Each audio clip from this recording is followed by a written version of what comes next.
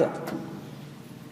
ئەبێ ئێمە ئیماندار بەداخەوە ئەڵێم ئەمڕۆ لە زەمانێکین بڕواکەن گەنجی وامان هەیە بە چ حاڵە قاچی ئەشوە پیس و گەجاران گەنج لەو پەڕی نەزاهەت و جوانیا بوو. گەنجی ئەم زەمانە زۆر پیس و پۆخەڵ. ئەمە صیفەتی ئەهلی دین نییە. کام جلت زۆر جوانە ئەوە لەبەر ئەەکەی، زۆر ئەبێ شیک پۆش بی. جارێک هاوڵێک هاتە خزمەت پێغەمبەریان صلی الله عليه و سلم، جلەکانی شەڕ و شێوا بوو.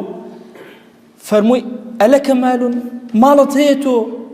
وتی ئەرە وەڵڵا ئەی پێغەمبەری خوا صلی الله عليه و سلم ماڵم هەیە. فەرمووی چیت هەیە؟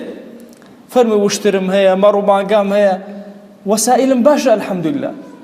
فەرمووی دەی خوا جەلە جەلالوه حەز ئەکا ئەثەری نیعمەتەکانی لەسەر عەبدەکانی ببینێ. حەز ئەکا عەبدەکانی جوان بن، مڕەتەب بن، پاک و تەمیز بن، جلوبەرگیان مڕەتەب بێ. کەس وەکو کەسی موسڵمان نییە. پێویستە کەرامەت و سەخاوەتی ڕەب العالەمین بەسەر ئەمە دەرکەوێت. ئەوە بەشێکە لە کەماڵی عەقیدەی موسڵمان. پێغەمبەری خوا صلی الله عليه و آله وسلم جلی سپی زۆر پێخۆش بووە. وهانی مسلمانانی داوە تایبەت پیاوان کە ئەدنا پیسی بەجلی سپیەوە دەرەکەوێت.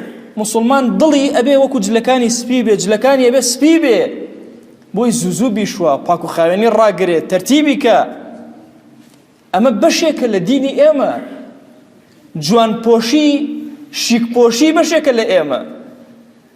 بۆیە چ ئافرەتان چ پیاوان، چ لاوان و گەنجان و چ مناڵان ئەبێت جوانترین و جەماڵترین جلیان ببەخشن.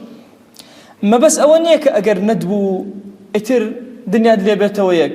هەر ئەو جلەی کە هەتە ئێستا کە فەضلی ڕەب العالەمینە بەسەرمانەوە کە الحەمدولله پۆشتەیی ئەمڕۆ زۆر جوانە.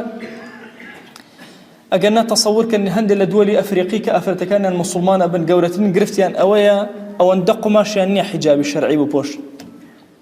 ئێمەش لێرە لەناو ئەم هەموو ناز و نعمەتە دە تەرتیبی کە بزانە چۆن ئەپۆشی، چەند جوان خۆت ئەڕازێنیتەوە. عەبدوڵڵای کوڕی عومەر ئەفەرمێ یەکێک لە مروءەتی ئینسان نەقاء ثەوبیه، ئەوەیە جلەکەی زۆر پاک و تەمیز و جوان بێ و مڕەتەب بێ. ئەبوو حەنیفە ڕەزا و ڕەحمەتی خوای لێبێ خۆیشی و تەڵەبەکانیشی، ئیمامی مالیک خۆیشی و تەڵەبەکانیشی هەمیشە هەوڵی ئەدا زۆر جوان لەبەرکەن، زۆر گران لەبەرکەن. تەسەورەکەی بۆچی ئیمام ئەبوو حەنیفە یەکێک لە کارە گرنگەکانی لە ژیانیا بریتی بوو لە قوماش فرۆش و بازرگانی بە قوماشەوە، تەنها لە پێناوی جلوبەرگەکانی خۆی و قوتابیەکانیە. ئەفەرمێ لە زەمەنی ئەوە هیچ زانا و دانایەک نەبوو ئیلا ئەبوو حەنیفە جلی تازەی بۆ ئەنارد ئەی با لەناو خەڵکا بە کەشخەیی دەرکەی. کەسی موسڵمان لە فەرمایشتێکە هاتووە گەرچی ضعفێک لە ڕیوایەتەکە هەیە، ئەفەرمێ المؤمن کەشامەتی بین الناس. ئیماندار وەکو خاڵ وایە لەناو خەڵکیە. بیرکەنەوە دەموچاوێکی سپی جوان خاڵێکی پێوە بێ کە سەیرت کرد تۆ سەیری خاڵەکە ئەکەی. ئیماندار لە هەیئەتی ظاهریە ئەبەو شێوازەیە، ئەوە مڕەتەبە، ئەوە تەرتیبە.